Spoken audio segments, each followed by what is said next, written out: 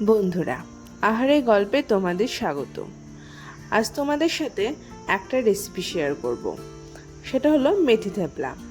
মেথি থেপলা এমন এক রেসিপি যা তৈরি হবে ঝটপট, কিন্তু খেতে এমন সুস্বাদু যে সবাই চেটেপুটে খাবে। আর এটা এত হেলদি হয় যার কারণে বাচ্চা থেকে বুড়ো সবাই কিন্তু খেতে পারে। তো চলো ঝটপট বানিয়ে ফেলি। প্রথমেই মেথির শাকগুলোকে ডাঁটাটাকে একটু বেশি করে ফেলে দেবে, পাতাগুলো নেবে একটু বেশি করে। তো পাতাগুলোকে ভালো করে ধুয়ে কুচি করে কেটে নেবে। দেখো কুচি করে আমি কেটে নিয়েছি। এইবার এর মধ্যে দিয়ে দেবে কিছুটা আদা আর কাঁচা লঙ্কা, একটু থেতো করে দিয়ে দেবে, জল কিন্তু দেবে না। তারপরে দিয়ে দেবে বেশ কিছুটা পরিমাণে লবণ, তোমরা তোমাদের পরিমাণ মতো দেবে। দিয়ে দেবে কিছুটা হিং, সাথে দেবে কিছুটা হলুদ, ধনিয়া পাউডার, জিরা পাউডার আর কিছুটা জোয়ানকে এইভাবে হাত দিয়ে ডলে দেবে। তাহলে কি হবে, জোয়ানের ফ্লেভারটা ভালোভাবে কিন্তু মেথির মধ্যে চলে আসবে। এর সাথে অ্যাড করো বেশ কিছুটা পরিমাণে রিফাইন্ড অয়েল। তেলটা দিয়ে দিলে এইবার সব কিছু ভালো করে একসাথে শাকের সাথে মিশিয়ে নাও। হাত দিয়ে চটকে চটকে কিন্তু মেশাবে, যতক্ষণ না শাক থেকে একদম জলটা বাইরে বেরিয়ে চলে আসছে। দেখো আমি কিভাবে মিশিয়ে নিচ্ছি, তোমরাও কিন্তু এইভাবে হাত দিয়ে চটকে ভালো করে মিশিয়ে নেবে। দেখো শাক থেকে কিন্তু অনেকটাই জল জল ভাব বেরিয়ে এসেছে। শাকটা এই পর্যায়ে আসা অবস্থায় আমি এর মধ্যে চিনিটা দিতে ভুলে গিয়েছিলাম, তোমরা একটু চিনি দিয়ে দিও। এরপর এর মধ্যে অ্যাড করো আটা তোমরা তোমাদের পরিমাণ মতো অ্যাড করবে। আমি এখানে ছোটো বাটির 2 বাটি পরিমাণ অ্যাড করেছি। এইবার আটার সাথে শাকটাকে প্রথমে আগে ভালো করে চটকে মিশিয়ে নাও। দেখো আমি কিভাবে চটকে মিশিয়ে নিচ্ছি। ভালো করে কিন্তু শাকের সাথে আটাটাকে ভালো করে মিশিয়ে নেবে। মেশানো হয়ে গেলে তারপরে জল অ্যাড করবে। জলটা একবারে বেশি করে ব্যবহার করবে না, অল্প অল্প করে নেবে আর আটার সাথে মাখতে থাকবে।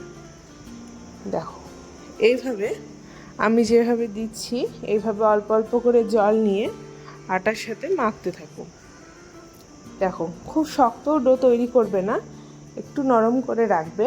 এখন ঢাকনা দিয়ে 15-20 মিনিটের জন্য রেখে দাও। এইবার একটা লঙ্কার আচার করে নাও ঝটপট। তার জন্য লঙ্কাটাকে মাঝখান থেকে চিড়ে নাও। এর মধ্যে দিয়ে দাও কিছুটা হিং, সাথে দিয়ে দাও কিছুটা সর্ষেটাকে একটু গুঁড়ো করে দেবে, তাহলে খেতে ভালো লাগবে। তার সাথে অ্যাড করো লবণ আর দিয়ে দাও বেশ কিছুটা পরিমাণে সরিষার তেল। দিয়ে এর মধ্যে লেবুর রস চিপে দাও। লেবুর রসটা কিন্তু দিতে কঞ্জুসি করবে না, একটু বেশি করে লেবুর রস দিয়ে দেবে। এবার সব একসাথে মিশিয়ে রেখে দাও। এই আচারটা ঝটপট তৈরি হয়ে যায় আর এই মেথি থেপলার সাথে কিন্তু খেতে অসাধারণ লাগে। ব্যাস, আচার রেডি, এটা সাইড করে রেখে দাও। ওদিকে 15-20 মিনিট পর এই যে আটা মেখেছিলে সে আটার একটা ছোট লেচি কেটে নাও। কেটে এইভাবে অল্প একটু ময়দা দিয়ে এখন একটা গোল করে পরোটা বেলে নাও। দেখো আমি কিভাবে বেলে নিচ্ছি। এইভাবে এক সাইড করে নিয়ে এইভাবে হালকা হাতে গোল গোল করে ঘুরিয়ে বেলে নাও।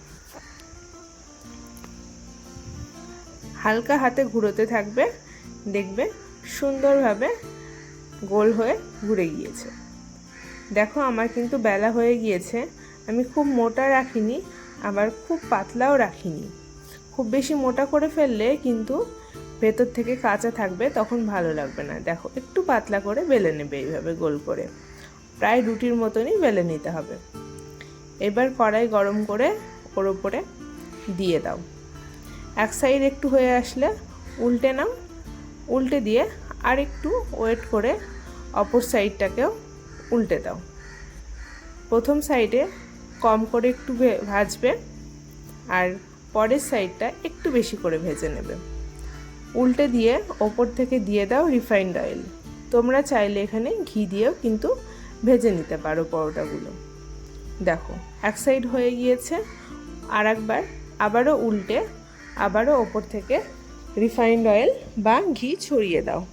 এইবার এপিট ওপিট উল্টে পাল্টে নিয়ে ভেজে নাও।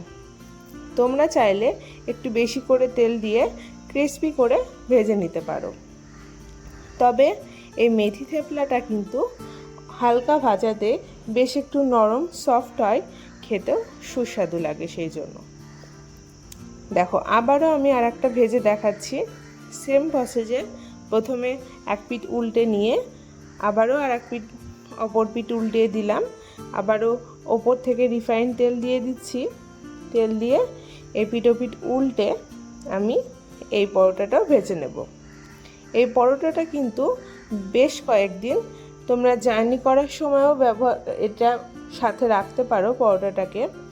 এটা কিন্তু বেশ কয়েকদিন চলে, ঝট করে নষ্ট হওয়ার ভয় থাকে না। ব্যাস এপিঠ ওপিঠ উল্টে এই পরোটাটাকেও ভেজে তুলে নাও।